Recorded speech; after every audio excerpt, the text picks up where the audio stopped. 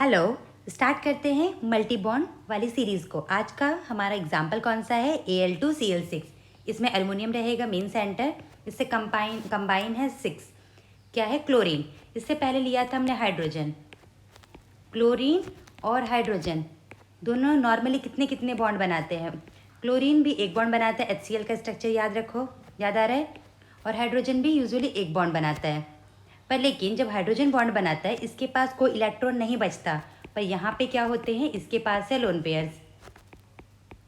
जिसको ज़रूरत होगा तो ये क्या कर सकता है, कोऑर्डिनेट बॉन्ड के थ्रू प्रोवाइड कर सकता है। बेचारा हाइड्रोजन अगर कोई आ गया कि मेरे से बॉन्ड बना लो तो ये कहेगा मेरे पास तो कुछ भी नहीं है, ना ही लोन पेयर है ना ही और कैपेसिटी है। हाइड्रोजन फर्दर बॉन्ड नहीं बना सकता, बट क्लोरीन बना सकता है। ये बात दिमाग में रखेंगे। अब इसी दिमाग में रखते ही आगे बढ़ते हैं। Al2Cl6।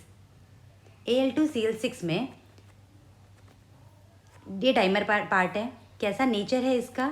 इसमें बनाना बॉन्ड नहीं है। अभी देख लेते हैं क्यों नहीं है बनाना बॉन्ड। इसका नेचर है कोवेलेंट। कैसा है ये? कोवेलेंट नेचर है, कोवेलेंट बॉन्ड है इसमें। अगर कोवेलेंट बॉन्ड है तो डाइमर भी हो सकता है। एल्युमिनियम के पास कितने वैलेंस इलेक्ट्रॉन होंगे? हाइब्रिडाइजेशन में 3, सॉरी हाइब्रिडेशन में 4 यूज़ होंगे। तो हाइब्रिडाइजेशन क्या होगा? sp3। ये वाला वैकेंट डॉट डॉट डॉट, जैसा हम पढ़ रहे थे वैसा ही बनाते जाएंगे। क्लोरीन आया, एक एक से बना लिया। ये क्लोरीन, यहाँ भी क्लोरीन। अब देखो हमने अभी तक क्या कर रहे थे कि क्लोरीन के पास एक इलेक्ट्रॉन ले रहे थे और ऐसा, सॉरी क्लोरीन की जगह हाइड्रोजन होता तो हम ऐसा बना रहे थे कि इसका एक इलेक्ट्रॉन, इसका एक इलेक्ट्रॉन। बट उसके अलावा इसके पास क्या है? इसके पास, हमारे पास 7 वैलेंस इलेक्ट्रॉन है। 7। तो ये डेफिशिएंट बॉन्ड क्यों बनाएगा? क्या करेगा ये एक के साथ नॉर्मल कोवेलेंट बॉन्ड बना लेगा और एक के साथ कोऑर्डिनेट बॉन्ड। क्यों? क्योंकि इसके पास लोन पेयर है, ये और फर्दर बॉन्ड बना सकता है। और ये इसके पास वैकेंट 3d ऑर्बिटल है, कोवैलेंसी भी एक्सपेंड कर सकता है। हाइड्रोजन जैसा नहीं है कि इसके पास इलेक्ट्रॉन नहीं है और नहीं बना सकता, तो डेफिशिएंट ही बॉन्ड बनाएंगे। But in case of chlorine इसके पास क्या है? वैलेंस इलेक्ट्रॉन्स के साथ साथ लोन पेयर है। तो यहाँ पे इसने नॉर्मल कोवेलेंट बॉन्ड बनाया और यहाँ पे कौन सा है? Coordinate bond. तो अब नोटिस करो ये वाले बॉन्ड में अब डेफिशिएंट रहा ही नहीं, इसीलिए नो बनाना बॉन्ड लिखा है। बनाना बॉन्ड में क्या था? 3 सेंटर यूज़ कर रहे थे और कितना इलेक्ट्रॉन यूज़ करते थे? 2 इलेक्ट्रॉन। बट यहाँ पे क्या है?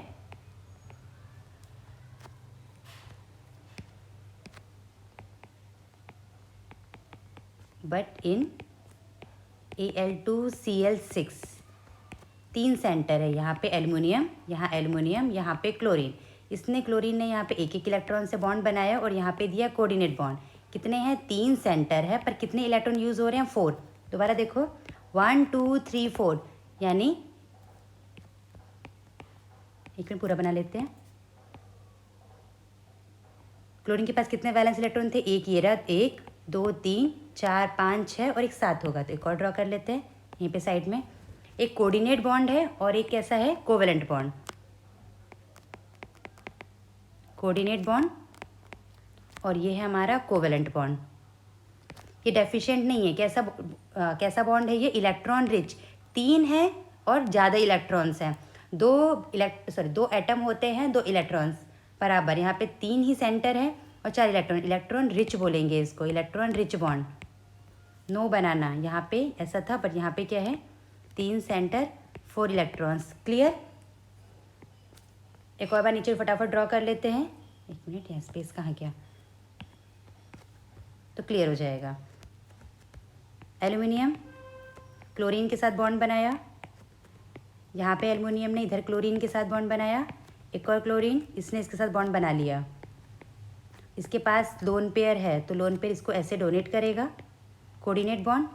अब कोऑर्डिनेट बॉन्ड को हम लोगों ने सीखा था कैसे कोवेलेंट बॉन्ड में कन्वर्ट करते हैं। जो इलेक्ट्रॉन डोनेट करता है उस पर साइन आ जाता है पॉजिटिव, जो एक्सेप्ट करता है उस पर आ जाता है नेगेटिव। हमने कन्वर्ट कर दिया कोवेलेंट को कोऑर्डिनेट बॉन्ड में।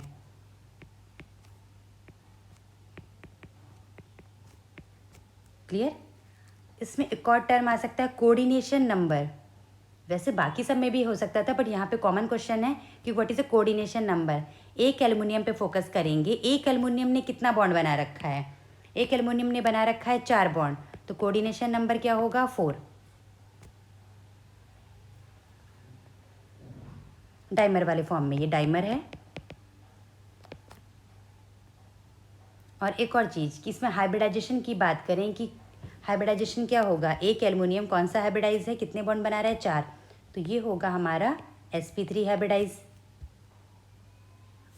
इसमें और क्या क्या चीज़ें नोटिस कर सकते हैं? ये वाला बॉन्ड था इलेक्ट्रॉन रिच, इसके अंदर कितने इलेक्ट्रॉन्स हैं? 4 इलेक्ट्रॉन्स एंड 3 सेंटर।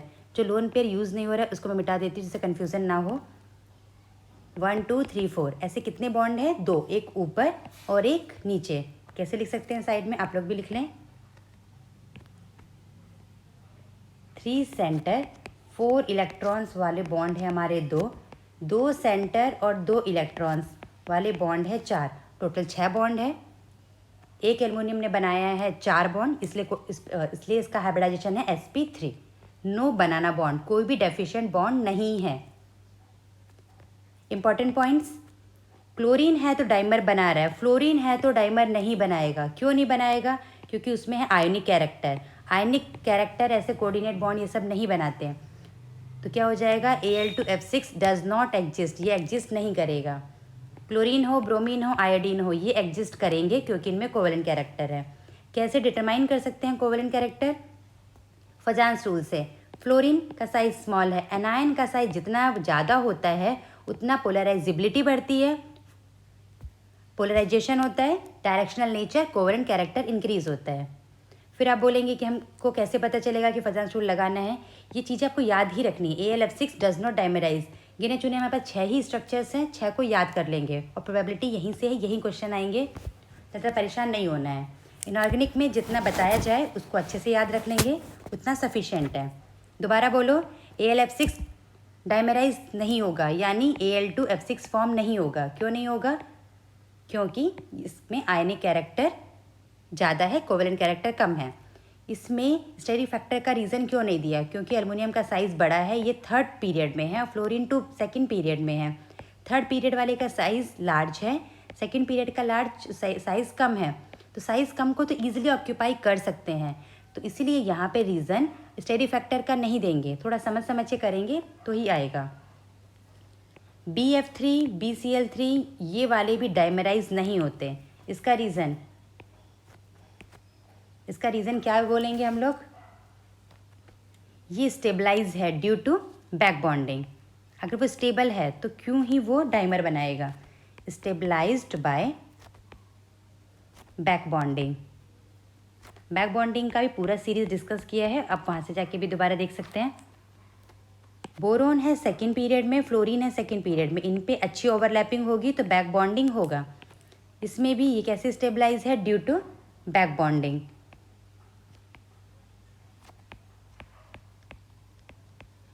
ये वाले यहाँ पे हो जाएगा 4p, ये भी 5p और ये 2nd 2nd एंड 4 में ओवरलैपिंग अच्छी नहीं होगी, तो इनका बैक बॉन्डिंग से तो ये स्टेबल नहीं है। तो इसका डाइमर क्यों नहीं बन रहा? डाइमर बनाएंगे, आप नोटिस करो, बोरोन है 2nd पीरियड का, छोटे साइज़ का है।